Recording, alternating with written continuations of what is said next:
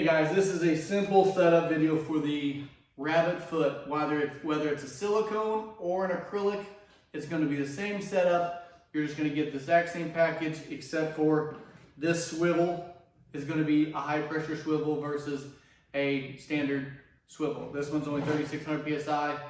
The silicone version is the higher pressure swivel. So it will come just like this. You'll have the wand, you will have this 45 along with the swivel and either an XHD or an LTX Rack X tip. So this is exactly how it's going to come.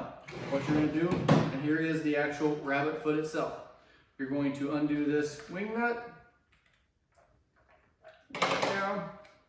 This is molded to have this set right inside it. So you can see that 3D print sets it right down inside there. You can see it just seats in there.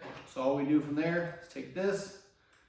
This is a soft, pliable rubber. So we take that and we put your wing nut back on.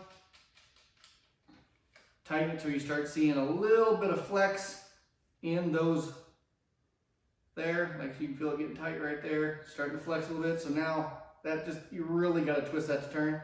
Now guys, you're going to hook this up to a standard, any Graco wand. It has a G fitting on this end, the standard 7HG. And all you have to do is adjust this to turn however you need to get it turned to hit that profile. So you can walk right along. It will stay roughly 1/2 inch to 3/4 inch off of the roof. And you can just go right along and it will spray that standing seam. Whether it's an SSR where you're spraying the crimp or an SLR where you're spraying that number 7 or the single hem over. So that's a setup video for an acrylic or silicone rabbit foot.